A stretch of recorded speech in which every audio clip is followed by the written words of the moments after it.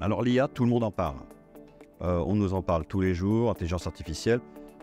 Beaucoup plus bien sûr depuis un an et demi, ce qui ne veut pas dire qu'il n'y avait rien eu avant, vous le savez. Mais en tout cas, il y a une accélération et cette accélération, on doit aussi la mesurer.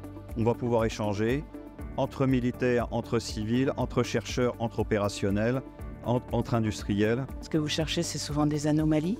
Et du coup, c'est très bien de dire « Ah, c'est super, ça marche très bien, il y a plein de données ». Sauf que vous, ce qui vous intéresse souvent, c'est des phénomènes où il y a peu de données. Comment tromper des algorithmes, protection des données, vie privée. Donc ça, en dehors de vie privée, vous, si vous entraînez un système sur des données de l'armée, est-ce qu'on est sûr qu'on ne va pas pouvoir remonter aux données d'apprentissage?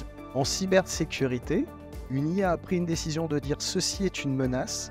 La première question que vous posent vos spécialistes au niveau des centres opérationnels de sécurité, des SOC, c'est « pourquoi ?» Et si vous n'êtes pas capable de leur expliquer le pourquoi, de la confiance, vous passez à la défiance.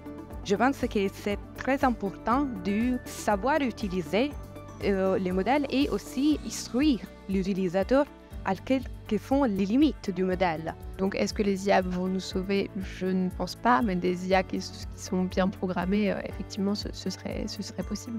On est allé questionner l'acceptabilité morale de ces filtres vocaux. Donc en commençant mon travail, je me suis demandé si cet outil-là de modification de l'émotion dans la voix pouvait être accepté ou pas par la population, et quels étaient les différents scénarios d'acceptabilité. Et ce dont on s'est rendu compte, donc c'est sur un échantillon de 300 étudiants, qu'en fait il y avait une très grande acceptabilité générale de tous les usages qu'on a présentés de ces filtres vocaux, et même des usages cachés. Pour la cybersécurité, la thématique principale que nous avons choisi d'adresser, c'est la cybersécurité réactive. Donc détecter des anomalies, le faire au moyen de l'intelligence artificielle, donc on verra pourquoi est-ce qu'on a fait ce choix, et y remédier en temps réel.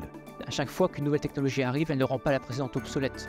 Mais également, l'IA, on va dire traditionnelle, est toujours utilisée parce qu'elle a un gros avantage, souvent, c'est qu'elle est certifiable. Il y a une question éthique à cela. Est-ce qu'on donne la possibilité à l'IA de décider par elle-même et de dire qu'est-ce qui est bien, qu'est-ce qui n'est pas bien? Ou est-ce qu'il nous faut quand même une personne humaine qui va venir valider ses choix, cette décision?